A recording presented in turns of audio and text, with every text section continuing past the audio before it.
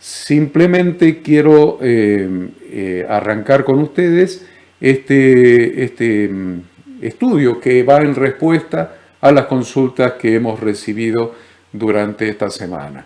Y el tema, ustedes saben, siempre yo le pongo un título a las cosas que hago, bueno, y el título que le he puesto es Ciegos, guías de ciegos.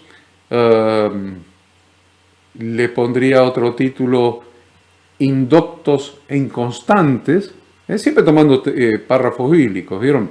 Ciegos, guías de ciegos, lo tomo de la palabra de Yeshua, de Jesucristo, y indoctos e inconstantes lo tomo, por ejemplo, de las palabras del apóstol Pedro en una de sus epístolas. Busqué un título que representara de lo que vamos a hablar. ¿Por qué? ¿Por qué digo esto? Digo esto por lo siguiente. Digo esto porque hay cosas que yo he aprendido o he escuchado. No sé si las he aprendido, pero las he escuchado de niño. De niño. Cuando yo tenía 5 o 6 años, no más que eso, y mi padre, que era pastor, se reunía con otros pastores en mi casa, y ahí en el patio de tierra con mi hermanita jugábamos, y yo escuchaba lo que ellos hablaban. Estoy hablando de 5, 6, 7 años, 8 años o máximo. Escuchaba lo que hablaban. Y hablaban cosas de las Sagradas Escrituras que las entendían y las aceptaban, y que hoy en día, hoy, siglo XXI, año 2020, casi 2021, son cosas que hoy se están discutiendo. Hoy se están discutiendo. Mi padre, que era pastor de una denominación, le voy a decir cuál, de los Hermanos Libres, con los otros pastores, la tenían perfectamente clara. Ellos sabían que había, cuando hablaban de Romanos, les encantaba el libro de Romanos, a ellos, muchas veces hablaban de la epístola a los romanos, y cuando hablaban de la epístola a los romanos, hablaban del buen olivo y hablaban del olivo silvestre. Usted, lamentablemente, diría yo, pertenece a esta era, hasta al siglo XXI, al año 2020-2021, y la iglesia perdió de vista las escrituras. A muchos yo les hablo qué es el olivo, buen olivo y el olivo silvestre, no tienen la menor idea, pero está en el Nuevo Testamento, está en la epístola a los romanos. Y cuando yo era chico, los pastores entendían eso, enseñaban eso, todos sabían eso, lo dan por sentado, lo dice la Escritura y es así. Sin embargo, hoy alguien descubre lo que es el buen olivo y el olivo silvestre y dice, es judaizante o mínimo en las nuevas sectas que han aparecido de raíces hebreas. Que son nuevas sectas, no hay ningún lugar a duda. Le llaman raíces hebreas, pero la verdad que no descubrieron nada, porque la Biblia está escrita hace más de 2000 años, se terminó de escribir los 66 libros. Se empezó a escribir con Moisés y se terminó de escribir en el primer siglo. Para el año 90, si quiere, probablemente el apóstol Juan escribió el Apocalipsis, el libro de Revelación. Entonces, un libro que tiene más de 2000 años no puede ser que haya creyentes que lo están descubriendo ahora, y son grandes luminarias que dicen, hemos descubierto esto, lo del olivo, el buen olivo y el olivo silvestre, y que las ramas del olivo silvestre, algunas ramas fueron injertadas en el buen olivo, y algunas ramas del buen olivo fueron desgajadas para que se injertaran en esas ramas del olivo silvestre, y parece que hicieron un gran descubrimiento, pero yo les aviso una cosa, yo tengo 66 años, y hace 60 años, mi padre, que era un pastor denominacional, con los otros pastores que pertenecían a la denominación, hablaban de esto con absoluta naturalidad, y ninguno se atribuía a haber hecho ningún gran descubrimiento, porque no es un gran descubrimiento, solamente que escudriñaban las Escrituras. ¿Qué es lo que ha pasado en los últimos 30 años aproximadamente? Que se ha dejado de estudiar la Biblia. En las iglesias se ha dejado de estudiar la Biblia, por eso desconocen estas cosas, y cuando aparece alguno que dice, tengo esta revelación, parece que fuera una revelación nueva. y no hay nada nuevo. Yo le estoy hablando de 60 años atrás y de pastores denominacionales. ¿Me entiende lo que estoy hablando? Entonces, como ahora hay una oposición entre los que hablan de las Escrituras, pero los otros que niegan las Escrituras, no solamente niegan el Antiguo Testamento. El apóstol Pedro dice que niegan las epístolas de Pablo y también tuercen las otras Escrituras, o sea que tienen un lío bárbaro. Y es necesario, hace 25 años, desde el año 1995 que venimos predicando lo mismo, es tiempo de volver a las Escrituras. Es tiempo de volver a las Escrituras, sin interpretar por hombres, sin interpretar por denominaciones, tal como las inspiró el Ruach, el Espíritu de Dios, el Espíritu Santo. Así, hay que volver a la Sagrada Escritura. Hace 25 años que estamos proclamando, estamos avisando como portavoces de Dios, es tiempo de volver a las Sagradas Escrituras, porque se han apartado de las Escrituras. Y cosas que son obvias, que están escritas ahí, cuando alguien las dice parece una novedad, algo nuevo. Y nosotros no entendemos esto nuevo. ¿Qué nuevo? ¿De qué nuevo me están hablando? ¿De qué nuevo? ¿Nuevo es lo que tiene más de 2000 años escrito?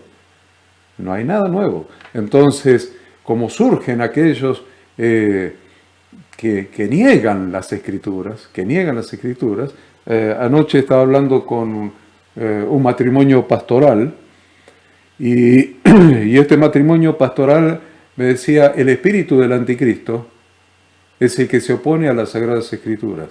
Hoy está desatado el espíritu del anticristo.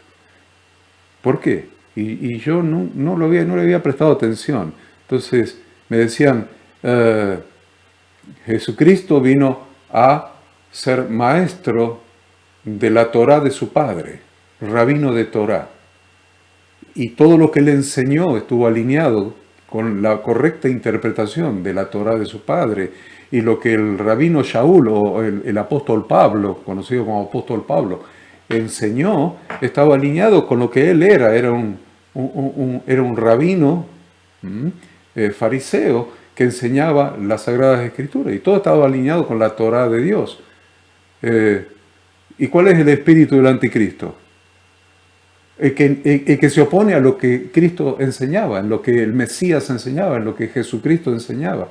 Y me hizo pensar y reflexionar y me quedé pensando, realmente estamos viviendo un tiempo donde se ha desatado el espíritu del anticristo, el espíritu del antimesías, que va en oposición a las enseñanzas del Mesías.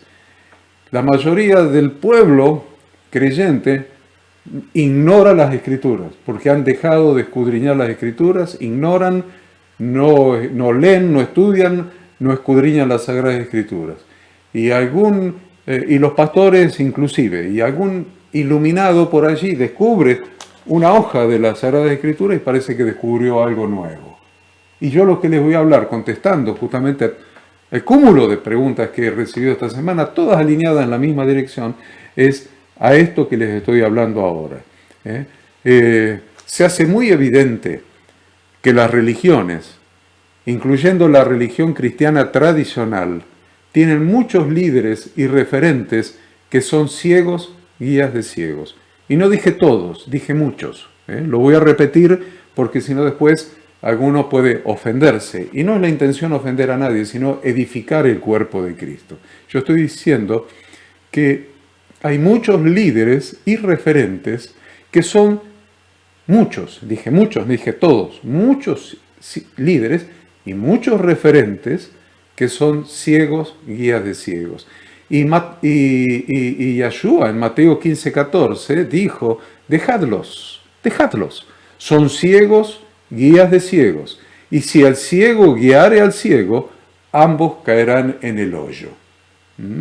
Entonces yo le mostraba recién una obra de arte que tomé para publicidad, y ahí está el ciego guiando a los otros ciegos, ya está pata para arriba en el hoyo, y los que vienen atrás van a caer todos en el hoyo porque se cumplen las palabras de nuestro Santo Maestro que dijo, son ciegos guía de ciegos, y si el ciego guiare al ciego, ambos caerán en el hoyo.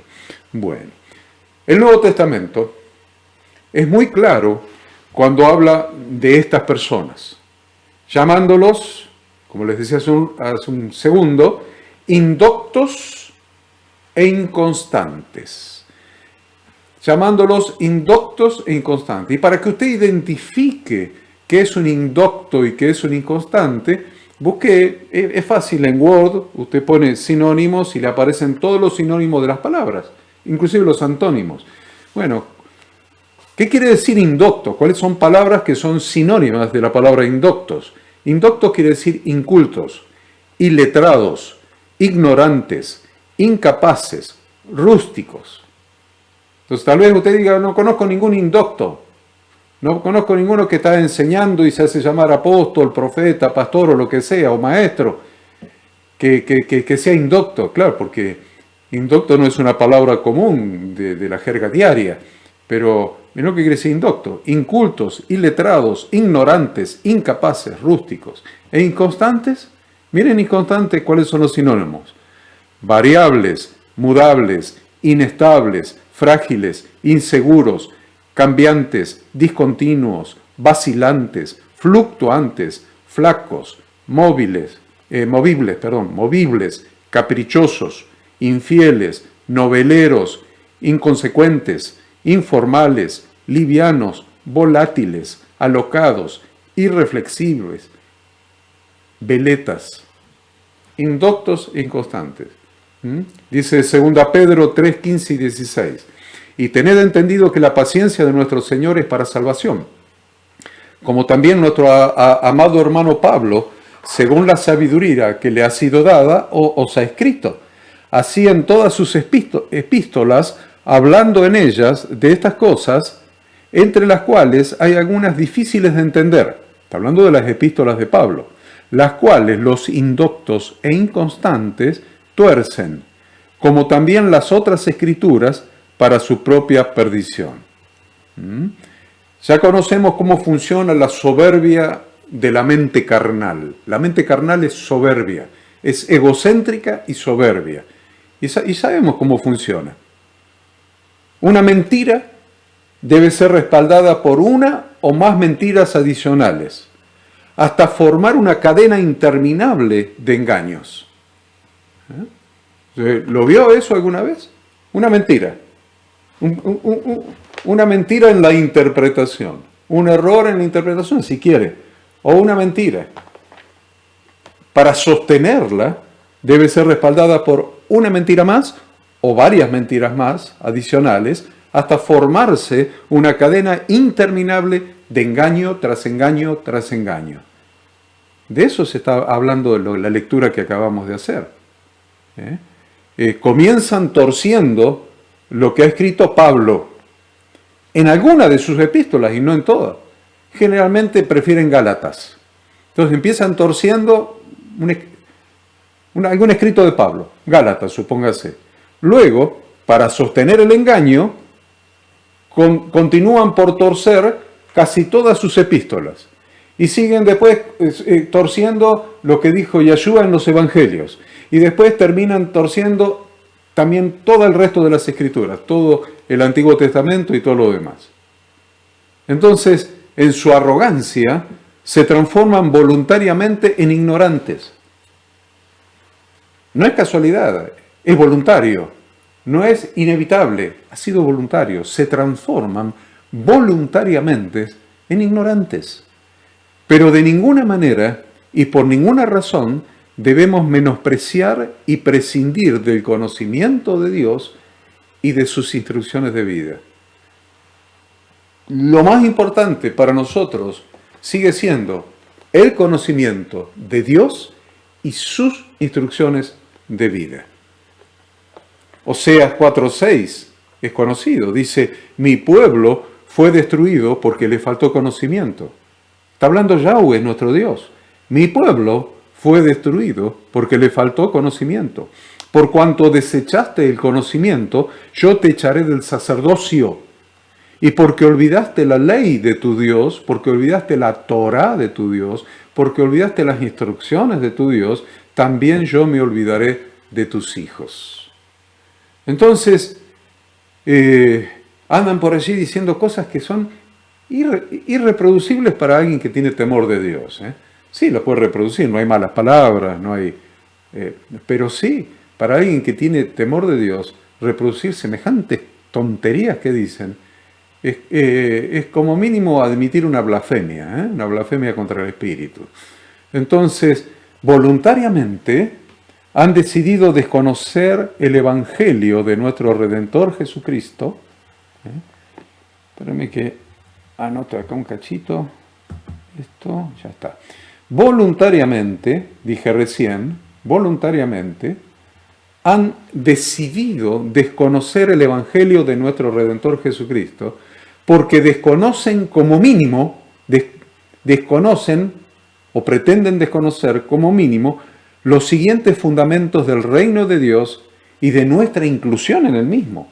Porque no solamente son fundamentos del reino de Dios, son fundamentos de nosotros incluirnos en el mismo, de estar incluidos en el mismo. ¿Cuáles son los fundamentos que pretenden desconocer o voluntariamente desconocen o voluntariamente ignoran? Y yo anoté 7 para contestar las preguntas que me han hecho. 7.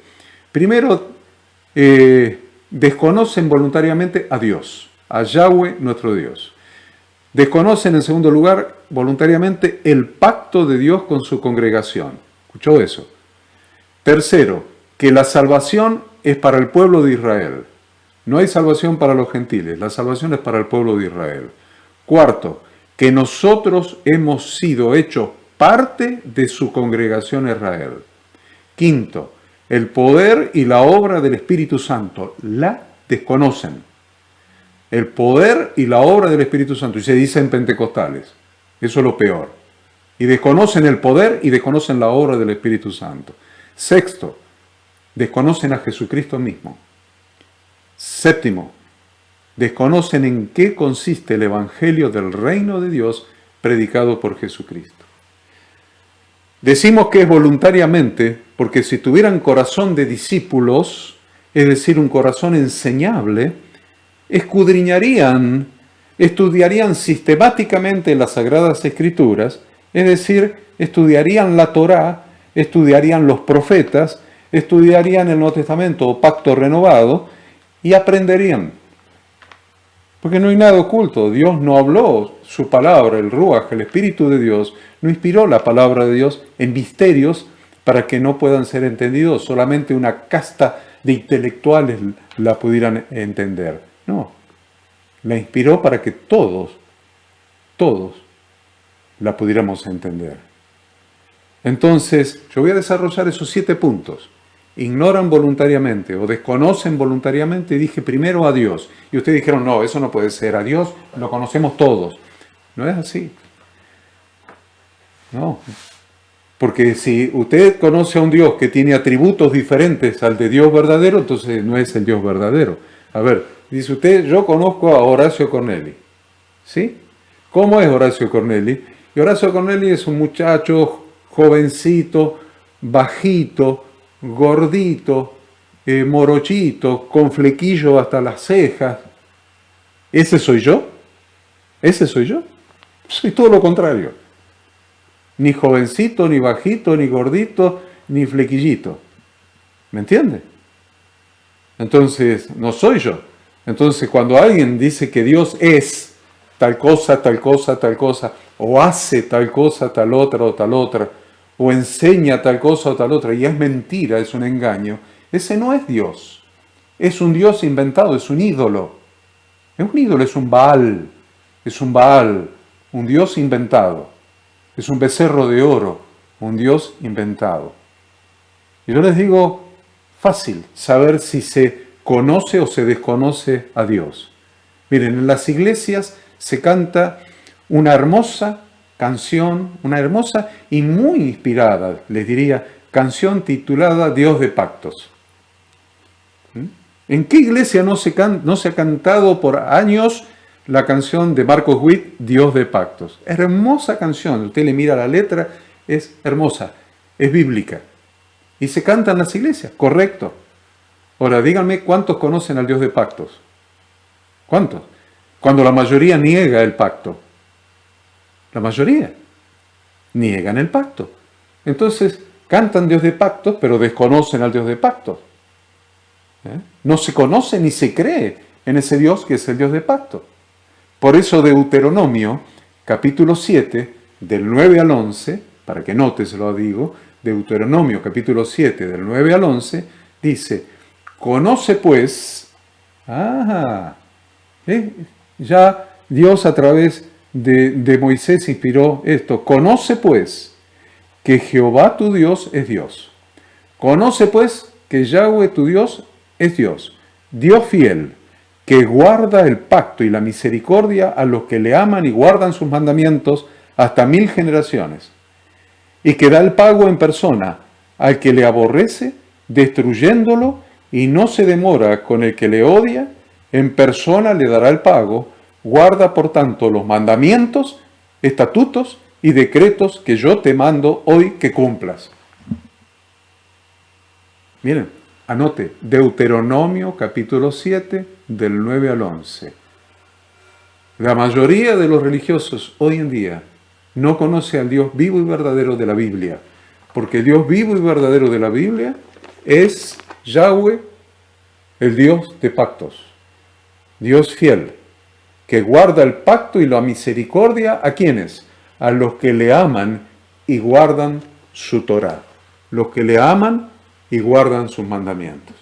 Entonces no conocen al Dios verdadero, conocen a un Dios fantasioso, a un Dios bonachón que perdona todo, que si peca, entonces la gracia sobreabunda.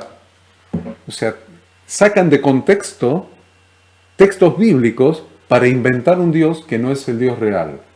El Dios real es ese que está hablando Deuteronomio 7:9. Conoce, pues, que Yahweh tu Dios es Dios. Conoce que Yahweh tu Dios es Dios fiel, que guarda el pacto y la misericordia a los que le aman y guardan sus mandamientos hasta 1000 generaciones. Si suponemos que una generación tiene 80 años, 1000 generaciones son 80.000 años. Desde que Dios creó a Adán y Eva no pasaron 80.000, pasaron 6.000 aproximadamente. Así que miren, si Dios no es el mismo ayer, hoy y por los siglos, guarda el pacto y la misericordia, pero ¿a quiénes? A quienes le aman y guardan su Torá. Está en la Biblia. Entonces, ¿conocen a Dios o inventaron a un Dios? ¿Conocen a Dios? Esto se lo estoy diciendo para infundirles temor de Dios en su corazón y que lo piensen. ¿Conocen a Dios o inventaron a un Dios a su medida? Un Dios más popular, más democrático, más admisible por las masas, para llenar los salones de reuniones de gente, las iglesias de gente, mostrando un Dios que no es el verdadero. Porque Dios es un Dios de pacto, que es fiel. Dios conoce pues que Yahweh tu Dios es Dios, Dios fiel, que guarda el pacto y la misericordia. ¿A quiénes? A los que le aman y guardan su Torá, sus mandamientos, y guarda el pacto por 1000 generaciones. No pasaron 1000 generaciones. Entonces, ¿cómo pueden decir que a partir de Yahshua, a partir de Jesucristo, se anuló el pacto? Y le llaman el antiguo pacto. Se anuló. ¿Pasaron 1000 generaciones? O Dios es mentiroso, pero mi Dios no es mentiroso. Probablemente el Dios de ellos sea un Dios mentiroso porque es un ídolo, no es el Dios verdadero. ¿Se entiende? Entonces, ¿me entienden por qué digo que desconocen voluntariamente a Dios? En segundo lugar, desconocen voluntariamente el pacto de Dios con su congregación. La palabra iglesia proviene de eclesía en griego, y la palabra eclesía en la Biblia, en el idioma original, es Kehilá. Y Kehilá aparece por primera vez en el libro de Éxodo, en el Antiguo Testamento, refiriéndose al pueblo de Dios al pie del monte Sinaí, con el que Dios hizo un pacto. Entonces necesito saber cuándo apareció la iglesia y cuál es el pacto que hizo Dios con su congregación. Con su congregación. El pacto de Dios con su congregación es un pacto de gracia y fidelidad que trae como consecuencia el cumplimiento del propósito de Dios con los suyos. Se lo voy a repetir. El pacto de Dios con su congregación es un pacto de gracia. La gracia no es del Nuevo Testamento. La gracia de Dios es desde Adán y Eva, cuando sacrificó animales para cubrir su pecado con sus pieles, o sus cuerpos desnudos con las pieles de los animales, la víctima inocente sacrificado para cubrir el pecado. La gracia de Dios es desde la eternidad y hasta la eternidad, o sea, no es nueva del Nuevo Testamento. Entonces, el pacto de Dios con su congregación en el Sinaí es un pacto de gracia y fidelidad que trae como consecuencia el cumplimiento del propósito de Dios con los suyos. Vemos el pacto de gracia, anote, en el versículo 4 siguiente. Vemos el pacto de fidelidad en el versículo 5 y vemos el propósito de Dios para su congregación en los versículos 5 y 6. Acuérdense, vemos el pacto de gracia en el 4, el de fidelidad en el 5 y el propósito de Dios con su congregación en los versículos 5 y 6. Presta atención, les voy a leer Éxodo 19, del 3 al 6. Dice, y Moisés subió a Dios, y Jehová lo llamó desde el monte, diciendo, así dirás a la casa de Jacob, y anunciarás a los hijos de Israel. Versículo 4, pacto de gracia. Vosotros visteis lo que hice a los egipcios, y cómo os tomé sobre alas de águilas, y os he traído a mí. ¿Qué hicieron los esclavos hebreos? Nada, fue un pacto de gracia. Lo hizo Dios sin merecerlo, porque Él quiso. Pacto de gracia. Versículo 5, pacto de fidelidad. Ahora pues, si diereis oído a mi voz y guardareis mi pacto, vosotros... Ahora pues, entonces, si diereis oído a mi voz y guardareis mi pacto. Y dije que el propósito de Dios para su congregación, en los 5 y 6, dice, vosotros seréis mi especial tesoro sobre todos los pueblos, porque mía es toda la tierra, y vosotros me seréis un reino de sacerdotes y gente santa. Estas son las palabras que dirás a los hijos de Israel. Entonces, este es el pacto de Dios con su congregación. En primer lugar dijimos, el pacto de gracia es la salvación sin obras para lograr merecerla. Sin obras para lograr merecerla. Es simplemente, la salvación por gracia es simplemente el retorno a la casa del Padre a través de la teshuvá.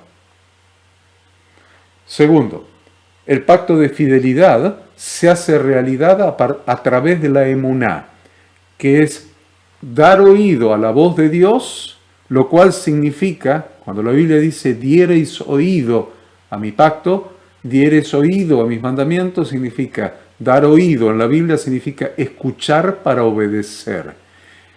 Es el compromiso, eso es emuná, es la fe de que habla la palabra que dice, mas el justo por la emuná vivirá. Esa emuná es, ¿qué es? Compromiso, lealtad y fidelidad a quien pagó el precio de nuestra redención. Y el propósito de Dios para su congregación es que seamos su especial tesoro sobre todos los pueblos, un reino de sacerdotes y gente santa. Eso nos lleva a ejercer permanentemente nuestro sacerdocio como sacerdotes de Dios en los 3 ámbitos que hemos estudiado siempre. En el ámbito de nuestra familia, sacerdotes en nuestra familia, en nuestra casa, sacerdotes en la familia de Dios, en la casa de Dios, y sacerdotes hacia el mundo. Eso yo lo he enseñado muchísimas veces. Entonces, ¿cuál es el propósito de Dios? Que seamos un reino de sacerdotes y gente santa. Y ser un reino de sacerdotes, el sacerdote tiene que ejercer su oficio, tiene que ejercer su sacerdocio. Si no, nada más es un título nobiliario, que tiene colgado en un escudo en la pared. Entonces, en la Biblia no hay títulos nobiliarios, hay funciones. La tercera cosa, dije 7, la tercera cosa que desconocen es que desconocen voluntariamente que la salvación es solamente para el pueblo de Israel. ¿Vieron? Se hacen los distraídos con esto. Pero la verdad, lea todo el Nuevo Testamento. Ya me estoy olvidando del Antiguo. Me estoy yendo a el Nuevo Testamento. Y yo los invito, los invito. Miren, ya lo tienen. Los invito a todos ustedes a que estudie todo el Nuevo Testamento y se convenza de lo que usted pensaba hasta ahora o lo que dice la Biblia. Si usted pensaba que la salvación es para los gentiles, la salvación no es para los gentiles. Dice, pero usted está diciendo que los gentiles no pueden ser salvos. Sí, pueden ser salvos, pero tienen una condición. Tienen que ser injertados en Israel. Estudie todo, no estoy hablando de Antiguo Testamento, no estoy hablando de Torá, de profetas. Estoy hablando de el Brit Hadashah, del Nuevo Testamento, del Pacto Renovado. Y se va a dar cuenta que los que le están enseñando otra cosa están desconociendo voluntariamente que la salvación que vino a través de Yahshua, de Jesucristo, es solamente para el pueblo de Israel. No hay gentiles en el nuevo pacto. No hay gentiles en el nuevo pacto, o mejor dicho, en el pacto renovado en la sangre de Jesucristo. Mateo 15, 24, lo escucha a Yahshua diciéndolo. Mateo 15, 24. Él respondiendo dijo, no soy enviado sino a las ovejas perdidas de la casa de Israel. No soy enviado sino a las ovejas perdidas de la casa de Israel. ¡Qué desilusión! ¡Qué desilusión! No fue enviado a los gentiles. Jesucristo demuestra esto que le estoy diciendo en cada una de sus enseñanzas. En cada una de sus enseñanzas. Lo que pasa es que hemos interpretado sus enseñanzas con una teología romana o greco-romana. Pero si usted interpreta sus enseñanzas como lo que él era, un hijo de Israel, un descendiente de Abraham, usted se va a dar cuenta de que sus enseñanzas demuestran que la salvación es solamente para el pueblo de Israel. Por ejemplo, la parábola del hijo pródigo se refiere a las dos casas de Israel. La casa de Judá, formada por las dos tribus del sur, que es el hijo mayor que se quedó en la casa del padre, y la casa de Efraín, formada por las 10 tribus del norte, que son las tribus que se fueron de la casa a una provincia apartada, se mezclaron con las naciones, haciéndose gentiles. Gentiles viene de Goyim, que significa naciones. Se mezclaron con las naciones y se hicieron gentiles, las 10 tribus del norte. Nunca más regresaron a la casa del Padre. También podemos mencionar la parábola de la oveja perdida. Todos hablan de la parábola de la oveja perdida y hablan de cualquier persona. Sin embargo, también se refiere a las ovejas perdidas de la casa de Israel, que son las tribus del norte, y así cada enseñanza de Jesucristo. En el libro de Revelación, en Apocalipsis, encontramos la siguiente escritura que nos demuestra claramente que la desposada, miren quién le estoy hablando, y esto lo enseñó claramente el pastor Enzo esta semana en el curso bíblico Apocalipsis. Lo enseñó claramente el pastor Enzo. Miren, en el libro de Revelación o Apocalipsis encontramos la siguiente escritura que demuestra que la desposada con Jesucristo, la esposa del Cordero, la Jerusalén que descenderá del cielo, de Dios, dice, inclusive del cielo, y después dice, coma, de Dios, tendrá en su muro solamente 12 puertas, con nombres inscritos en cada puerta, que son los nombres de las 12 tribus de los hijos de Israel.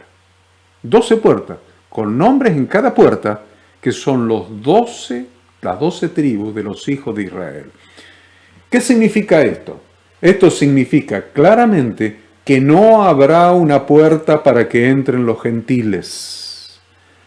Aunque se llamen a sí mismos la iglesia gentil,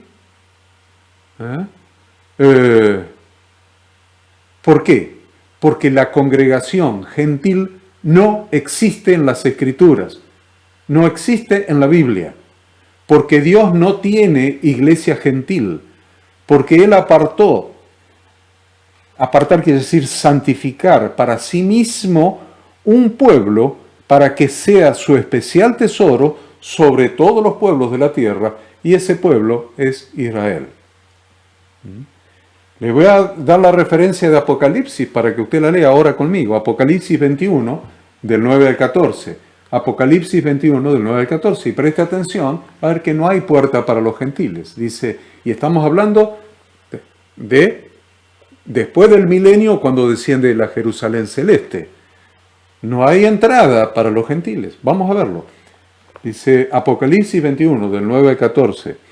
Vino entonces a mí uno de los 7 ángeles que tenían las 7 copas llenas de las 7 plagas postreras, y habló conmigo diciendo, ven acá, yo te mostraré la desposada, la esposa del Cordero. Y todo el mundo anda diciendo que la iglesia gentil es la esposa del Cordero. Somos la esposa del Cordero. Bueno, ¿te quieres ser la esposa del Cordero? Miren quién es la esposa del Cordero. Dice, te mostraré la desposada, la esposa del Cordero.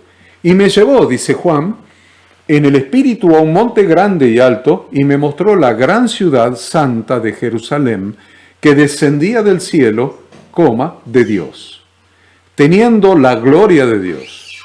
Y su fulgor era semejante al de una piedra preciosísima, como piedra de jaspe, diáfana como el cristal.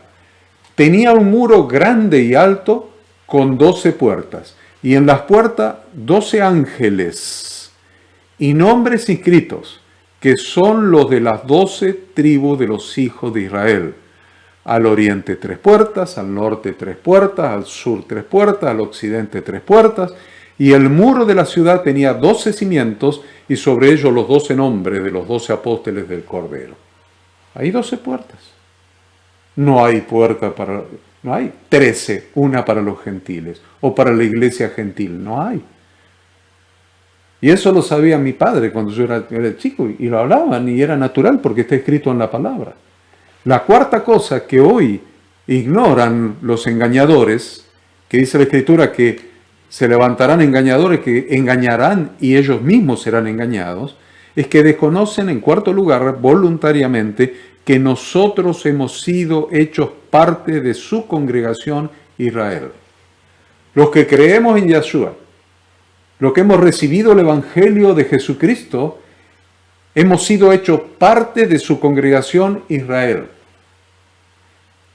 Entonces, ignoran voluntariamente que esta es la única manera de ser parte de sus pactos, porque sus pactos fueron dados a Israel. Inclusive el pacto renovado en la sangre de Jesucristo es para Israel. Su congregación es su pueblo escogido. Y Él escogió a Israel con sus 12 tribus, y a pesar de que nosotros éramos gentiles, nos ha injertado en su pueblo y nos ha hecho parte de sus pactos, de los pactos que Él realizó con su pueblo, con su congregación, y nos ha hecho parte de sus promesas. Y les voy a decir algo más, que a algunos les va a afectar y se van a enojar. El hijo primogénito de Dios es Israel. El hijo primogénito de Dios es Israel. Y es muy importante que lo entendamos, porque ahí vamos a entender por qué nosotros somos hechos hijos de Dios cuando somos injertados del olivo silvestre en el buen olivo en Israel.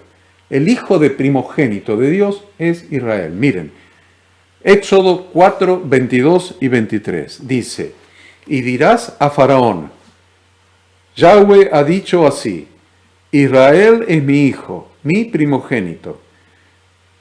Ya te he dicho que dejes ir a mi hijo para que me sirva, mas no has querido dejarlo ir. He aquí, yo voy a matar a tu hijo, tu primogénito. Pero miren cómo empieza. Y dirás a Faraón, Yahweh ha dicho así, Israel es mi hijo, mi primogénito. ¿Por qué es importante para nosotros eso? Porque la salvación es para Israel. Israel es el hijo de Dios, el primogénito. Ahora, en Jesucristo, al hacernos parte de su congregación Israel, nos ha hecho hijos de Dios. Juan 1, 11 al 13. A los suyos vino y los suyos no le recibieron. Mas a todos los que le recibieron, a los que creen en su nombre, les dio potestad de ser hechos hijos de Dios. ¿Se entendió? Los cuales no son engendrados de sangre, ni de voluntad de carne, ni de voluntad de varón, sino de Dios. somos hechos hijos de Dios cuando somos injertados en su congregación con la que Dios hizo sus pactos. Estamos tratando el punto 4 que desconocen, dice voluntariamente que nosotros hemos sido hechos parte de la congregación de Dios, que es Israel. Y dijimos que el hijo primogénito de Dios es Israel, y lo confirmamos cuando Dios lo manda a decirle a Moisés, a decirle a Faraón que Israel es mi hijo, mi primogénito. Dejá ir a mi hijo. Pero después, en el Nuevo Testamento, Juan 1:11 dice que los que hemos recibido a Jesucristo, a los que creemos en su nombre, nos dio potestad de también ser hechos hijos. Y miren que le agregó una palabra, de también ser hechos hijos de Dios. Y ahí tiene una demostración más de que hemos sido injertados, desarraigados, son ramas que hemos salido del olivo silvestre y hemos sido injertadas en el buen olivo. Entonces, voy a continuar. Es muy esclarecedora la manera en que el apóstol Pablo le explica a las iglesias de Roma, formadas por personas que no eran de ascendencia judía, que los que somos de la fe de Jesucristo hemos sido hechos parte de la congregación de Israel. Se lo dice Pablo clarito a las iglesias de Roma. Pablo utiliza una metáfora, presta atención, utiliza una metáfora, la metáfora del olivo y sus ramas, diciendo que nosotros, los que no somos descendientes físicos de las 12 tribus de Israel, que éramos por naturaleza ramas del olivo silvestre, hemos sido injertados en el buen olivo y hemos sido hechos participantes de la raíz que es Jesucristo y de la rica savia del olivo que es la Torá. Y no se olvide de eso. Hemos sido injertados en el buen olivo y presta atención ahora cuando le lea en Romanos, y hemos sido hechos participantes de la raíz que es Jesucristo y de la rica savia que corre por el buen olivo que es la Torá. Romanos 11 del 16 al 24. Dice, si las primicias son santas, también lo es la masa restante. Y si la raíz es santa, también lo son las ramas. Pues si alguna de las ramas fueron desgajadas, y tú, siendo olivo silvestre, has sido injertado en lugar de ellas, y has sido hecho participante de la raíz y de la rica savia del olivo, no te jactes contra las ramas. Contra las ramas del buen olivo, o sea, de los judíos, está diciendo. No te jactes contra los judíos. Y si te jactas, sabes que no sustentas tú a la raíz, sino la raíz te sustenta a ti. Hemos sido injertados en Israel y estamos siendo sustentados por el buen olivo. Vamos más. Pues las ramas, dirás, fueron desgajadas para que yo fuese injertado. Bien, por su incredulidad fueron desgajadas, pero tú por la fe estás en pie. No te ensoberbezcas, sino teme, porque si Dios no perdonó a las ramas naturales, a ti tampoco te perdonará.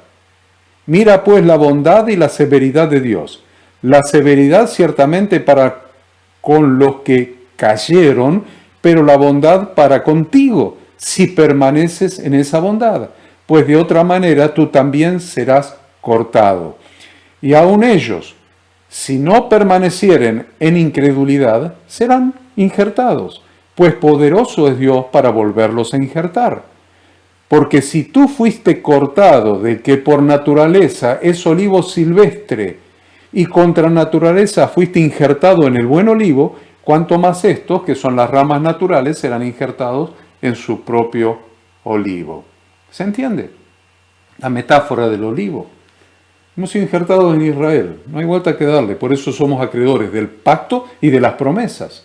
Muchos buscan las promesas en el Antiguo Testamento, pero si no somos injertados en el buen olivo, no somos parte del pacto y tampoco de las promesas. Y la tercera cosa que les quiero decir, que estas personas enseñan mal, es que así como era necesario que los descendientes de Abraham cumplieran con la señal física, así como era necesario Ven que corrijo algo acá. Que los descendientes de Abraham cumplieran con la señal física del pacto que Dios había hecho con su padre para ser parte del pacto hecho por Dios en la circuncisión de Yeshua. La señal física, ustedes ya saben, la circuncisión, pero la Escritura enseña que en la circuncisión de Yeshua, de Jesucristo, hemos cumplido el rito de la circuncisión para ser añadidos al pacto abrahámico. Habiendo pasado por el bautismo de Teshuvá en el nombre de Jesucristo. Escúchelo, en Colosenses 2, 11 al 15. Dice, en él también fuisteis circuncidados. ¿En quién? En Yeshua, en Jesucristo. Dice, en él también fuisteis, y le estoy hablando a los colosenses, que no eran judíos. Por eso lo estoy mencionando, porque todo esto nos cabe a nosotros, para que no estemos inventando una iglesia gentil que no existe, porque no hay puerta en la Nueva Jerusalén, no hay una puerta para los gentiles. Tenemos que ser injertados en el buen olivo a través de Jesucristo, a la congregación de Dios, a Israel, al Israel salvo. Bien, dice Colosenses 2:11, en él también fuisteis circuncidados con circuncisión no hecha a mano, al echar de vosotros el cuerpo pecaminoso carnal en la circuncisión de Cristo. Sepultados con él en el bautismo, en el cual fuisteis también resucitados con él, mediante la fe en el poder de Dios que le levantó de los muertos. Y a vosotros, estando muertos en pecados y en la incircuncisión de vuestra carne, os dio vida juntamente con él, perdonándoos todos los pecados, anulando el acta de los decretos que había contra nosotros, que nos era contraria, quitándola del medio y clavándola en la cruz. ¿Qué es lo que clavó? Perdón, deténgate ahí, en el versículo 14. ¿Qué es lo que Jesucristo clavó en la cruz? Dice, no, clavó el Antiguo Testamento, clavó la ley en la cruz. ¿Cómo clavó la ley? ¿Qué dice acá? Versículo 14, anulando el acta de los decretos que había contra nosotros, que nos era contraria, quitándola del medio y clavándola en la cruz. Eso es lo que clavó en la cruz, no la Torá de su padre. Y despojando a los principados y a las potestades, los exhibió públicamente, triunfando sobre ellos en la cruz. La otra cosa que también les quiero decir, como punto ABC de cuarto punto, que la Biblia nos enseña que los que estábamos alejados de la ciudadanía de Israel, ve que voy avanzando, los que estábamos alejados de la ciudadanía de Israel, porque no éramos judíos, no éramos del pueblo, no éramos descendientes de ninguna de las 12 tribus de los hijos de Israel, estábamos alejados de la ciudadanía de Israel, y esto se lo está diciendo a la iglesia de Éfeso, en el Asia Menor, los que estaban alejados de la ciudadanía de Israel, y por consiguiente, miren la consecuencia de estar alejados de la ciudadanía de Israel. Por consiguiente, ajenos a los pactos de la promesa. Y eso nos hacía estar sin esperanza y sin Dios en el mundo. Sin esperanza y sin Dios. El que está fuera del pacto de Dios está sin esperanza y sin Dios en el mundo. Pero ahora, en Jesucristo, ya no somos extranjeros en relación con el pueblo de Dios, sino que somos conciudadanos de los santos. Y entiéndase, la Biblia cuando habla de los santos, es de los apartados de las naciones, los apartados de los gentiles, y miembros de la familia de Dios que es Israel. Se lo voy a leer en Efesios 2, 11 al 22. Esta es una clase que es un encuentro que para contestar las preguntas que inclusive algunos que dicen ser pastores tienen dudas con esto, yo se los estoy aclarando y me estoy tomando y me voy a tomar todo el tiempo, probablemente la media hora que me quede. Pero quiero que leamos Efesios 2, 11, 22 para que usted verifique que nosotros, los que no éramos descendientes de ninguno de los 12 hijos de Israel, éramos gentiles, estábamos alejados de la ciudadanía de Israel, pertenecíamos a las naciones. La palabra que se traduce en la Biblia como gentil es goyim, que quiere decir naciones. Éramos de las naciones. Estamos alejados de la ciudadanía de Israel. Y por estar alejados de la ciudadanía de Israel, como el pacto fue con Israel, estábamos ajenos a los pactos de la promesa. Y eso, el estar ajeno a los pactos con Dios, nos hacía estar sin esperanza y sin Dios en el mundo. Y eso es lo que vino a hacer Jesucristo. Vino a que ya no seamos extranjeros en relación con el pueblo de Dios, sino que dejemos de ser gentiles y nos convirtamos en miembros, en conciudadanos de los santos, del pueblo apartado de Dios, miembros de la familia de Dios, que es Israel. Efesios 2:11. Por tanto, acordaos de que en otro tiempo vosotros, los gentiles en cuanto a la carne, erais llamados incircuncisión por la llamada circuncisión hecha con mano en la carne. En aquel tiempo estabais sin Cristo. Estabais sin Cristo. ¿Qué quiere decir? Que si estamos con Cristo, hemos sido injertados en Israel. Hemos dejado de ser incircuncisos, hemos dejado de ser de las naciones. Entonces, por eso dice, en aquel tiempo estabais sin Cristo, alejados de la ciudadanía de Israel y ajenos a los pactos de la promesa, sin esperanza y sin Dios en el mundo. Pero ahora, en Cristo Jesús, vosotros que en otro tiempo estabais lejos, habéis sido hechos cercanos por la sangre de Cristo. Porque Él es nuestra paz, que de ambos pueblos hizo uno, derribando la pared intermedia de separación, aboliendo en su carne las enemistades, la ley de los mandamientos expresados en ordenanzas, para crear en sí mismo de los dos un solo y nuevo hombre, haciendo la paz. Ahora le leo el 16 y sigo, porque acá ya más de uno está diciendo, ven que abolió los mandamientos, ven que abolió los mandamientos, dice aboliendo los mandamientos expresados en ordenanza. No, hermanos, está hablando de la tradición, lo que Jesucristo en los evangelios llamaba la tradición de los ancianos, la tradición de los rabinos, la ley oral, las tradiciones de los ancianos. Acuérdense que para la época de Jesucristo, los 613 mandamientos de la Torá, los ancianos le habían agregado 6.000. A los 613 mandamientos de la Torá le habían agregado 6.000 adicionales que eran imposibles de cumplir.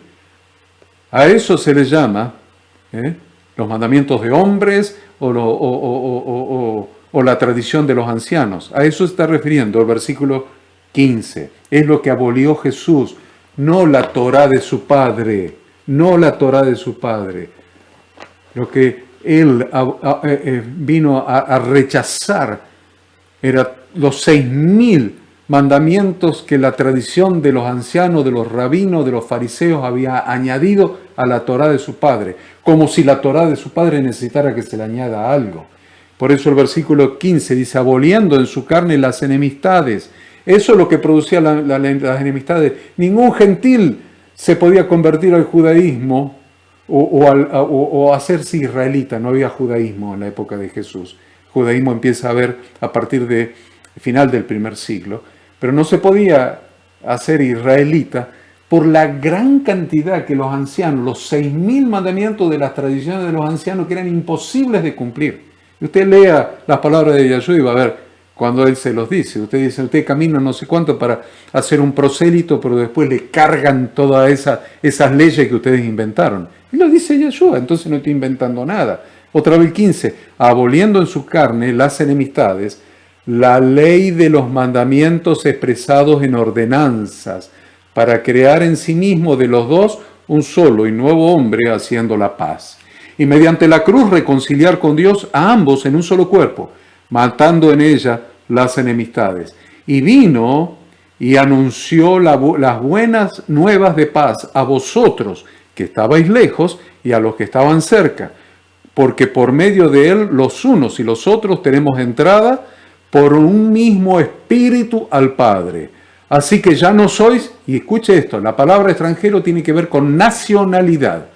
Vos sos nativo, sos nacional, estás nacionalizado, tenés ciudadanía, o sos extranjero. O sos ciudadano o sos extranjero. O sea, cuando habla de ciudadanía o de extranjeros, está hablando de nación, de nación, de nacionalidad.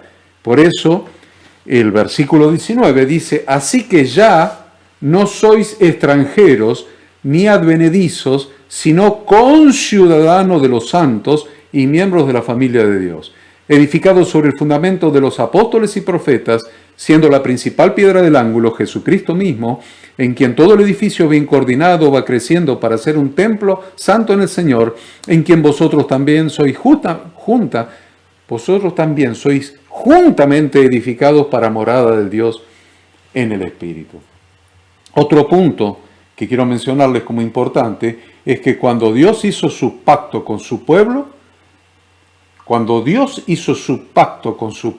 escogido y apartado al pie del monte Sinaí, también estaban incluidos en ese pacto los gentiles que habían salido de Egipto junto con las 12 tribus. Y Dios los consideró como parte de Israel, parte del pacto. Es decir, los injertó en su pueblo, incluyéndolos en su pacto. O sea, el hecho de injertar a gentiles en el pueblo no es nuevo, no es del Nuevo Testamento. Ya en el monte Sinaí, ya en la salida de Egipto habían salido los israelitas con muchos extranjeros. Cuando llegaron al monte Sinaí, al pie del monte, Dios no hizo diferencia. Hizo el pacto con todos ellos, pero no creó una tribu número 13 con los extranjeros. Los injertó entre las tribus de Israel. Y usted lo ve en Éxodo 12, 37 y 38. Dice, partieron los hijos de Israel de Ramesés a Sucot, como 600,000 hombres de a pie, sin contar los niños. También subió con ellos grande multitud de toda clase de gentes y de ovejas y muchísimo ganado. ¿Qué dice?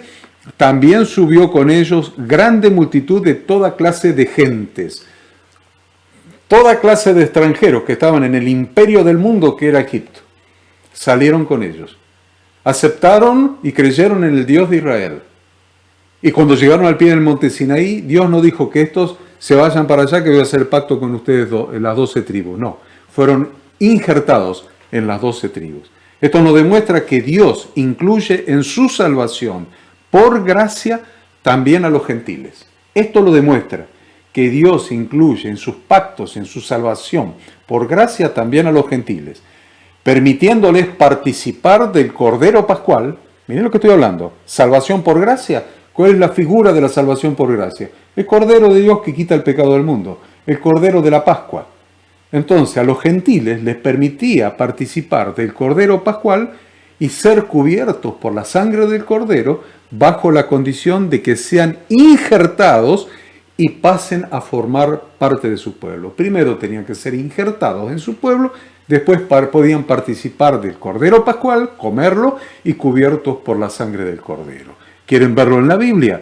Éxodo 12 del 47 al 49. Éxodo 12 del 47 al 49. Toda la congregación de Israel lo hará, participar del Cordero de la Pascua, ¿no?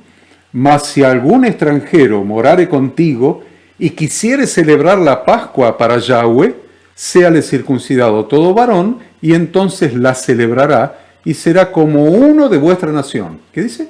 Y será como uno de vuestra nación, pero ningún incircunciso comerá de ella. La misma ley será para el natural y para el extranjero que habitare entre vosotros. ¿Ven la importancia de la circuncisión? ¿Ven la importancia de por qué en la circuncisión de Jesucristo los gentiles fuimos circuncidados? Porque si no hubiéramos sido circuncidados, no podemos participar del Cordero, no podemos pertenecer al pueblo, no podemos ser parte de los pactos, ni de las promesas, ni de la esperanza, y estaríamos sin Dios y sin esperanza en el mundo. Entonces, es muy importante porque vemos en toda la Biblia que sigue habiendo solamente 12 tribus. No se anexó una 13ª, la tribu de los gentiles, sino que los gentiles fueron injertados en alguna de las 12 tribus. No sabemos de cuáles.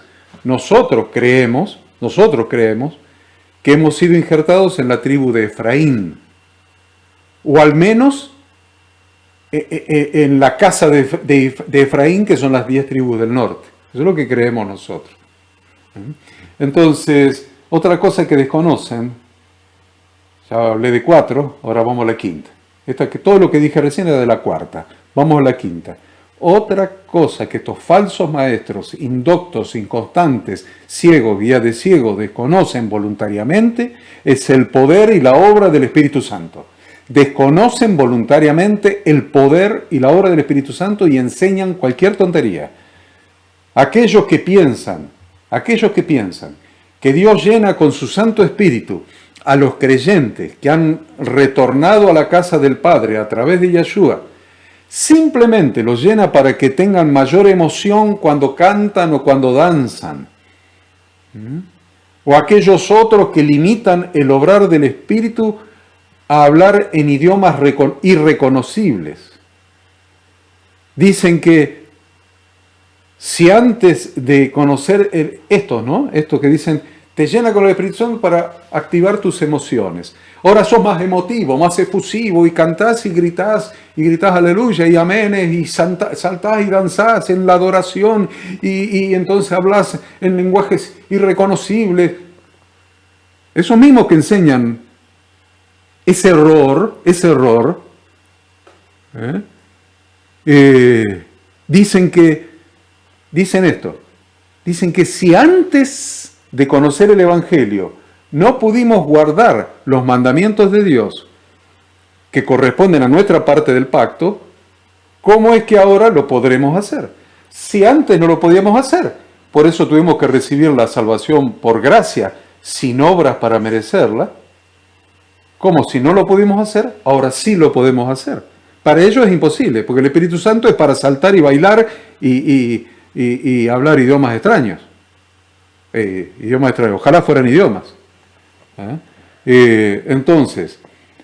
Entonces, ¿qué es lo que hacen? Como antes no lo podíamos hacer, si antes no lo podíamos hacer, ahora tampoco, entonces ¿qué hacemos?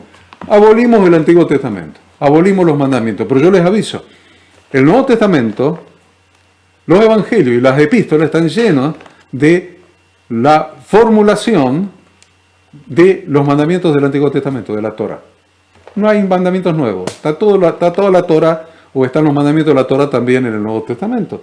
Entonces, no les alcanza, muchachos, con abolir el Antiguo Testamento o los 5 libros de Moisés. No les alcanza, tienen que abolir también el Nuevo Testamento. O sea, tienen que ser gente sin Biblia, gente sin Torá. ¿Y saben lo que es gente sin Torá en el Nuevo Testamento? Es la palabra de Yeshua. Apartados de mí, gente sin Torá, hombres sin Torá. Traducido en la Reina Valera de 60, hacedores de maldad. Te va a leer, apartados de mí, no os conozco, apartados de mí, hacedores de maldad. Pero la traducción correcta sería, no os conozco, apartados de mí, hombres sin Torá. ¿Por qué? Porque son los que tienen que abolir todo porque no les da.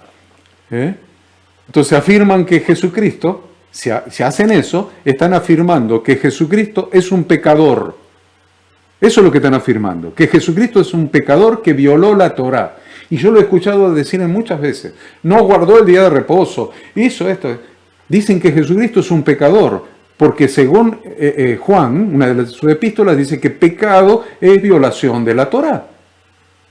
Entonces, si dicen que Jesucristo violó la Torá, están diciendo que Jesucristo es un pecador, y un pecador no te puede salvar, no puede redimirte.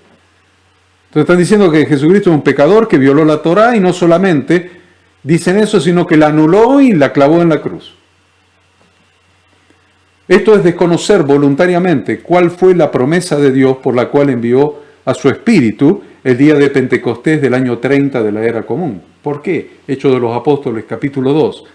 Día de Pentecostés del año 30 de la era común, día de Shavuot. ¿Para qué envió el Padre el Espíritu que habitó en el Hijo, y envió ese mismo Espíritu para que habite en los creyentes, en sus discípulos? Ese día, el relato bíblico no muestra a ninguno de los discípulos emocionados. Lea Hechos capítulo 2. No muestra a ninguno de los discípulos emocionados, ni cayéndose al piso, ni llorando, ni riéndose desaforadamente, ni saltando, ni gritando como loco, ni borracho espiritualmente, sino todo lo contrario. Los muestra siendo testigos de Jesucristo al predicar su evangelio en el idioma exacto en que cada persona lo pudiera entender. Predicando con una claridad tan abrumadora que todo el pueblo, todos en el pueblo, déjeme que corrija acá, que todos en el pueblo, que eran judíos conocedores de la Torá, que habían venido a Jerusalén para la fiesta, entendieron, miren qué claridad de la predicación, todos eran judíos, vinieron para la fiesta, eran todos conocedores de la Torá, por eso obedecían la Torá y venían para Shavuot a Jerusalén. Y así fueron tan claros que todos ellos entendieron que las escrituras del Antiguo Testamento daban testimonio de Yahshua, el ungido de Yahweh Dios, daban testimonio de su obra, de sus padecimientos, de su muerte, de su resurrección, de su ascensión y su próxima venida para establecer su reino milenial en la tierra, el reino de Dios. Lo entendieron perfectamente. 3.000 recibieron el Evangelio con la primera predicación de Pedro. Entonces, anular el Antiguo Testamento regido por la Torá de Dios y decir que ahora está vigente solamente el Nuevo Testamento, que es el que trajo su gracia, es como mínimo una blasfemia contra el Espíritu Santo que inspiró las Escrituras. ¿Quieres saber cuál es la blasfemia contra el Espíritu Santo? Es esto. Una blasfemia contra el Espíritu Santo que inspiró las Escrituras. Afirmar que no se puede vivir de acuerdo con las instrucciones de Dios para sus hijos es inventar y falsificar las Escrituras. El Espíritu de Dios, que fue derramado en sus hijos en el Pentecostés del año 30, tiene la sencilla finalidad de asistirnos, de capacitarnos, de facultarnos en cumplimiento de su promesa para cumplir nuestra parte del pacto, esto es, dar oídos a la voz de Dios, escuchar sus instrucciones para obedecerlas. Porque si no guardamos sus mandamientos, entonces continuamos fuera del pacto, sin esperanza y sin Dios en el mundo. Vamos a ver Jeremías 31-33. Yo lo he leído infinidad de veces, pero usted lo tiene que anotar y aprenderlo de memoria. Dice, pero este es el pacto que haré con la casa de Israel después de aquellos días, dice Yahweh. Daré mi ley, mi Torá, daré mi Torá en su mente y la escribiré en su corazón. Y yo seré a ellos por Dios y ellos me serán por pueblo. Ezequiel 11, 19 y 20 dice, y les daré un corazón y un espíritu nuevo pondré dentro de ellos, y quitaré el corazón de piedra de en medio de su carne y les daré un corazón de carne, para que anden en mis ordenanzas y guarden mis decretos y los cumplan, y me sean por pueblo y yo sea a ellos por Dios. Ezequiel 36, 26 y 27. Os daré corazón nuevo, y pondré espíritu nuevo dentro de vosotros, y quitaré de vuestra carne el corazón de piedra, y os daré un corazón de carne. Y pondré dentro de vosotros mi espíritu con mayúscula, y haré que andéis en mis estatutos, y guardéis mis preceptos, y los pongáis por obra. ¿Para qué vino el Espíritu Santo? ¿Para qué Dios derramó el Espíritu Santo? Su Espíritu sobre todo sobre los creyentes en el Pentecostés del año 30 y a posteriori en los diferentes momentos de los creyentes y en nuestro corazón. Es que los versículos anteriores nos demuestran claramente que la gracia de Dios no se refiere únicamente al perdón de Dios de nuestros pecados, sino que se refiere también al poder que Dios nos da para dejar de practicar el pecado en nuestra vida diaria y vivir una vida santa, día tras día, de acuerdo con sus instrucciones contenidas en su santa palabra. Eso es gracia también. La santidad no incluye solamente dejar de pecar, sino que se refiere también a servir a Dios. En otras palabras, cuando alguien se arrepiente de sus pecados y pasa por las aguas del bautismo, debe comenzar a vivir para buenas obras, como una persona diferente cuya mente está enfocada en servir a Dios y servir a los demás. Nuestra manera de pensar y nuestro estilo de vida ya no puede ser la misma de antes. La Biblia nos advierte en términos inequívocos, 2 Corintios 6:1. Así pues, nosotros, como colaboradores suyos, os exhortamos también a que no recibáis en vano la gracia de Dios. Déjenme anotar esto. Ahí está. En sexto lugar, las cosas que están desconociendo estas personas que yo les he dicho, según el comentario de un pastor anoche, es el espíritu del anticristo. El espíritu del anticristo es el espíritu que se opone a las enseñanzas de Jesucristo. El espíritu que se opone a las enseñanzas de la palabra de Dios. El espíritu de más de 4 años estuvo Jesucristo enseñando la Torá de su Padre a sus discípulos y a las multitudes que lo querían escuchar. Todo espíritu que se opone a la Torá de Dios enseñada por Jesucristo es el espíritu del anticristo. Entonces terminan desconociendo, en sexto lugar, voluntariamente, o no sin querer, voluntariamente, a Jesucristo mismo. Terminan desconociendo a Jesucristo mismo. Jesucristo es el camino, es la verdad y es la vida. Porque la Torá de Dios es el camino, es la verdad y es la vida. Y Jesucristo es la Torá de Dios hecha carne. Entonces ya les he referido muchas veces, Juan 1:14 dice: y aquel verbo fue hecho carne, y habitó entre nosotros, y vimos su gloria como del unigénito del Padre, lleno de gracia y de verdad. Aquel verbo fue hecho carne y habitó entre nosotros. La palabra verbo es la traducción del griego logos, pero en idioma hebreo es Torah, o instrucción de Dios para que la vida de sus hijos dé en el blanco. Entonces nosotros, que aceptamos a Jesucristo como el Hijo de Dios, que es la Torá de Yahweh hecha carne, y que anhelamos vivir en Él, viviendo en la Torá y no en las tradiciones de los hombres religiosos, terminamos siendo extraños a ambos grupos religiosos con los que nos pudiéramos identificar, y somos definitivamente rechazados por ambos grupos religiosos. Somos rechazados tanto por la religión judía como por la religión cristiana.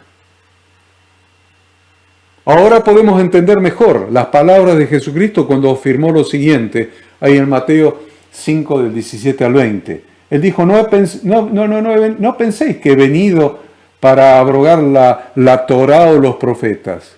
No he venido para abrogar, sino para cumplir. Porque de cierto os digo que hasta que pasen el cielo y la tierra, ni una jota ni una tilde pasarán de la Torá hasta que todo se haya cumplido. En primer lugar, debemos aprender que la Torá de Dios no está abolida ni puede estar abolida porque es eterna. No pasará, dice, es eterna. La Torá de Dios es eterna, no puede ser abolida. Y en segundo lugar, debemos entender que cumplir, he venido para cumplir, dijo Yeshua, cumplir en la cultura hebrea significa hacerla y enseñarla en la interpretación correcta. Eso es lo que vino a hacer Yeshua, lo que vino a hacer nuestro Redentor, nuestro Santo Maestro, hacerla y enseñarla en la interpretación correcta.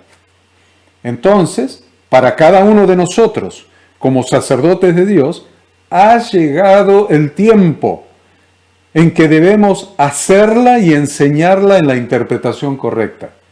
Y no podremos hacer eso hasta que hayamos recuperado para nuestra teología la totalidad de las Sagradas Escrituras, incluyendo el Antiguo Testamento, la Torá y los profetas, y los salmos, y los libros poéticos. Entonces decimos que la vigencia de la Torá de Yahweh, le voy a decir algo que lo va a sorprender, la vigencia de la Torá de Yahweh Dios, que es eterna, que no pasará, incluye también el 7º milenio, el reinado milenial de Jesucristo, porque estamos hablando de reinado, de gobierno, y en todo gobierno se gobierna con leyes. Y si vamos a ser parte, ustedes y yo, vamos a ser parte del reinado milenial de Jesucristo, sería mucho más conveniente para ustedes y para mí que comencemos a estudiar las leyes con las que se va a regir con justicia a las naciones en ese gobierno milenial del Señor. Y esas leyes están contenidas en la Torá de Dios. Por esta razón leemos en Isaías que durante el reinado milenial del ungido de Yahweh, de Jesucristo, de Yeshua, el Rey, se continuarán cumpliendo las instrucciones de Dios contenidas en la Torá. Durante el milenio, durante el reinado milenial de Yeshua, se continuarán cumpliendo las instrucciones de Dios contenidas en la Torá, incluyendo la observancia del comienzo de cada mes y de los días de reposo. Mírenlo, si no, en Isaías 66. Anótelo. Isaías 66, versículos 22 y 23.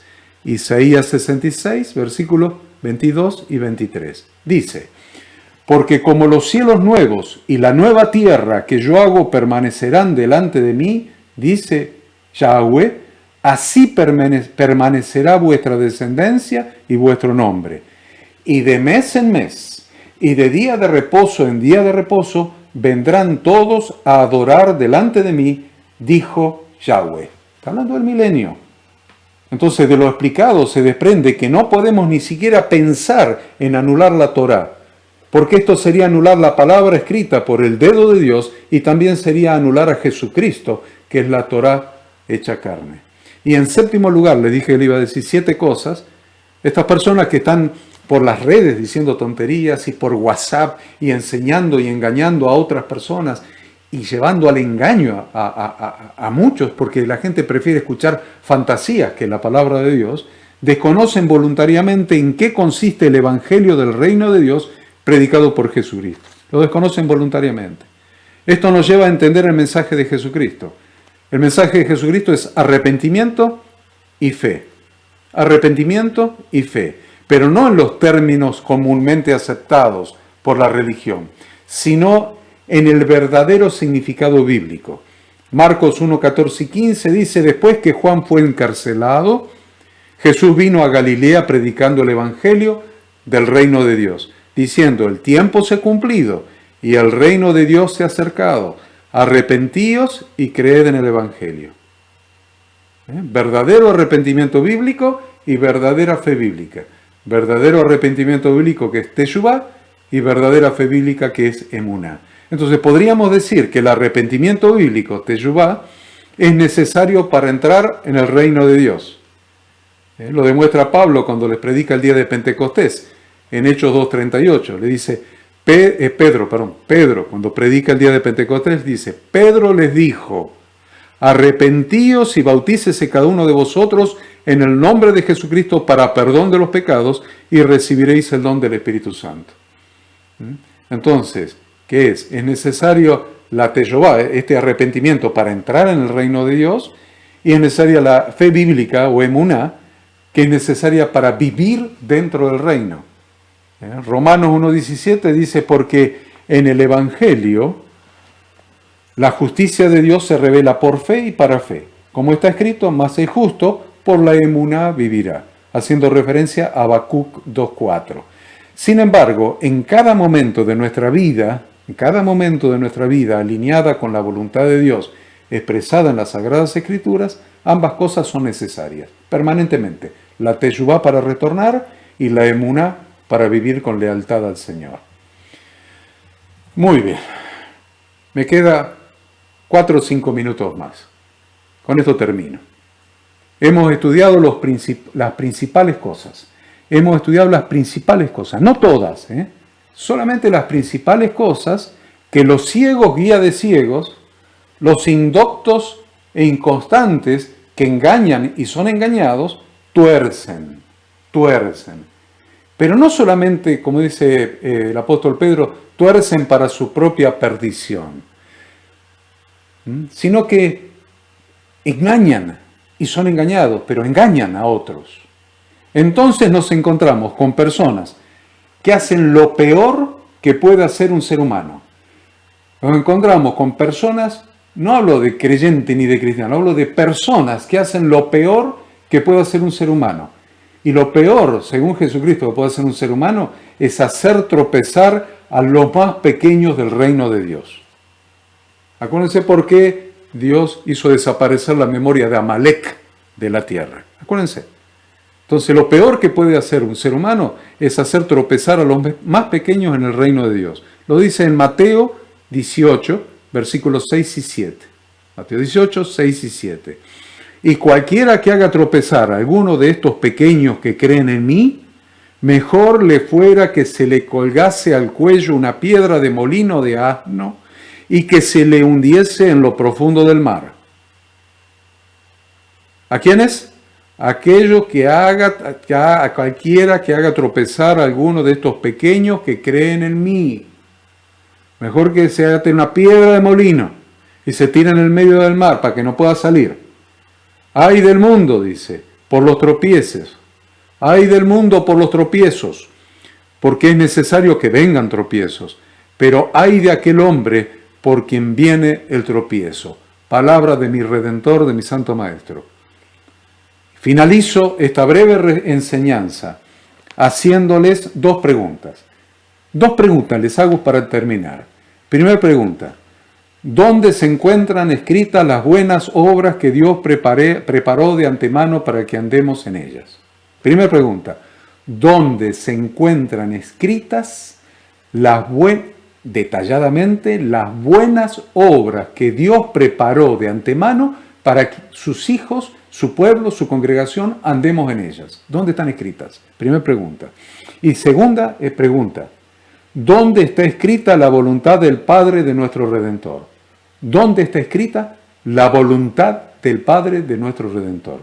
Porque Él mismo dijo en Mateo 7, 21 al 23, no todo el que me dice Señor, Señor entrará en el reino de los cielos, sino el que hace la voluntad de mi Padre que está en los cielos. ¿Dónde está escrita esa voluntad? Muchos me dirán en aquel día, Señor, Señor, ¿no profetizamos en tu nombre?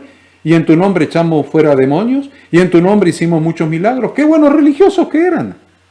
Y entonces les declararé, dice el Señor, nunca os conocí, apartaos de mí, hombres sin Torá. Mal traducido como hacedores de maldad.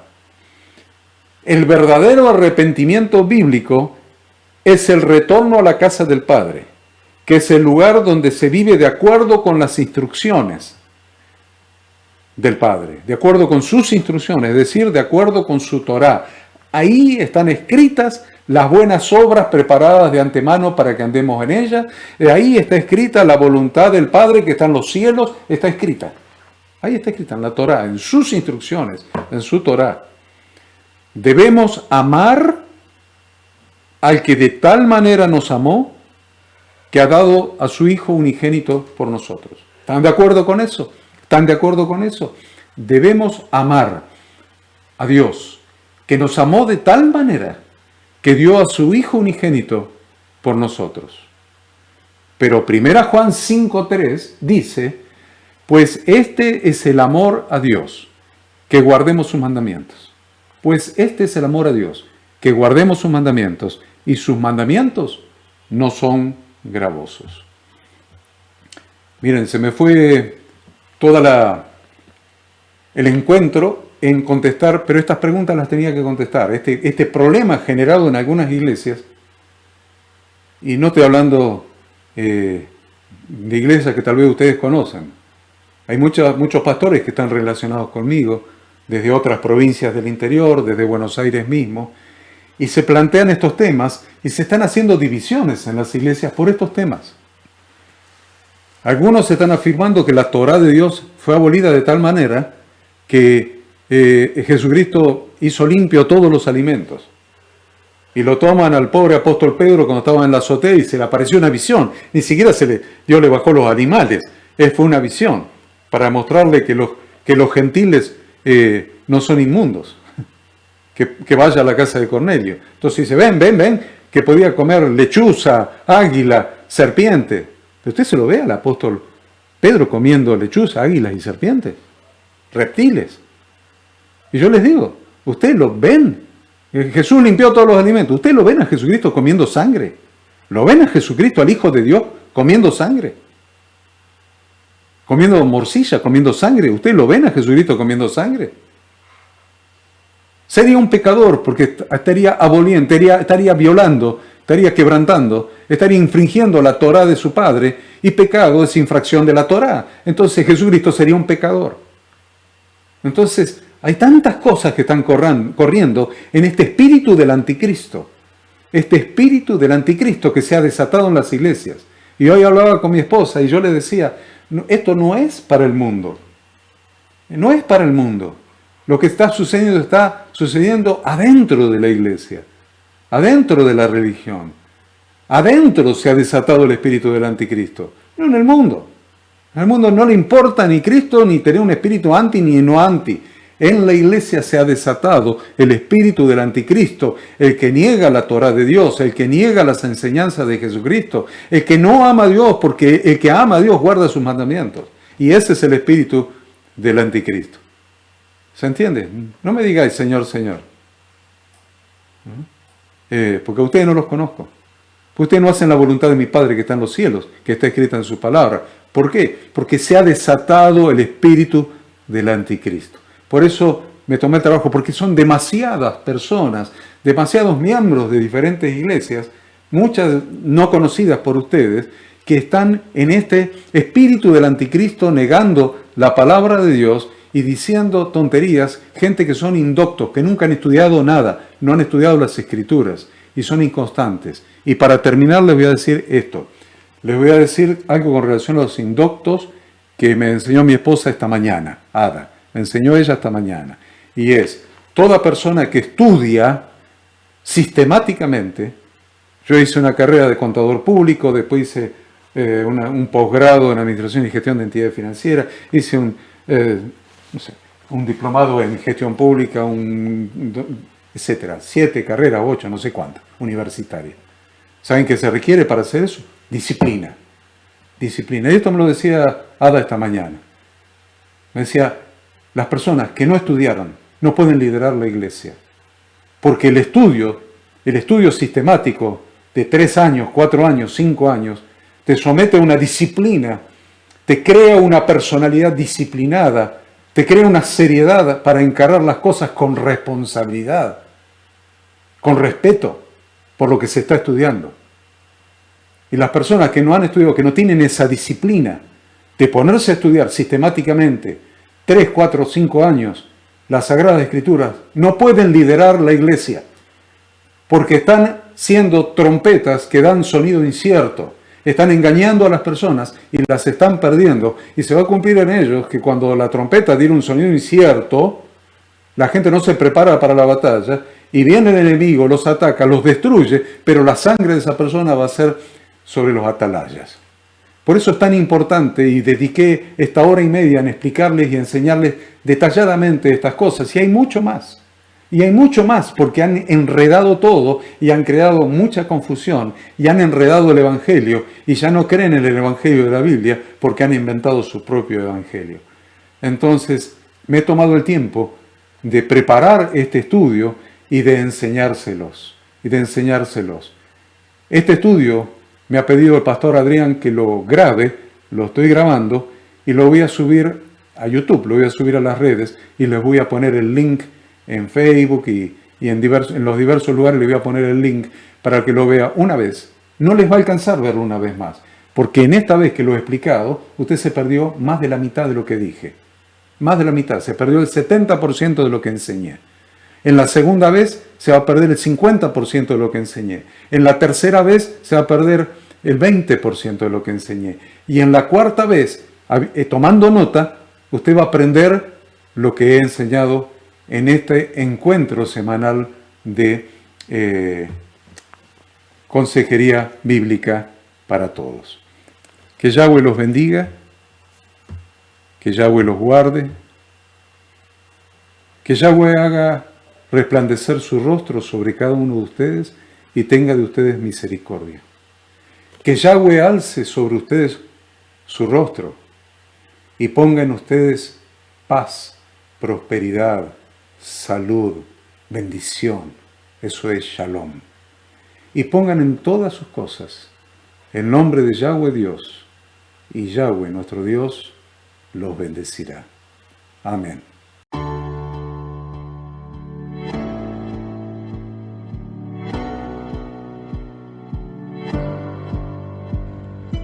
Queremos que tú también conozcas esta herramienta que durante los últimos 18 años ha sido útil para las iglesias de todo el mundo de habla hispana, capacitando cientos de siervos de Dios. Las formas de aprender están cambiando y Ministerio Bíblico Internacional, a través de su facultad bíblica, brinda programas de formación ministerial bíblica, teológica y práctica para la multiplicación y edificación de la iglesia 100% online. Respondiendo a las necesidades de hoy, para aquellos que no cuentan con la posibilidad de asistir a clases presenciales, donde quiera que estés, en todo lugar, recibirás el material de estudio y verás las clases en vivo y on demand, accediendo a través de tu celular, PC, tablet o Smart TV. Recibe tu capacitación en las siguientes carreras: Diplomado en Teología para Maestros de Grupos de Evangelismo y Discipulado, Licenciatura en Teología Pastoral, Diplomado en Teología y Práctica Ministerial para Pastores, Líderes y Servidores. Súmate a los pastores que han organizado un grupo de estudio tutorial a distancia en la congregación con estudiantes locales y de las otras iglesias de la zona. Esta es tu oportunidad como seguidor de Cristo para comenzar tus estudios y completar tus exámenes desde la comodidad de tu hogar y en los horarios que tengas disponibles. Súmate al liderazgo de este tiempo y adquiere las habilidades, herramientas y valores necesarios para impactar el mundo con la palabra de Dios y transformar la vida de aquellos que creen al Evangelio. Para más información, ingresá a facultadbiblica.com.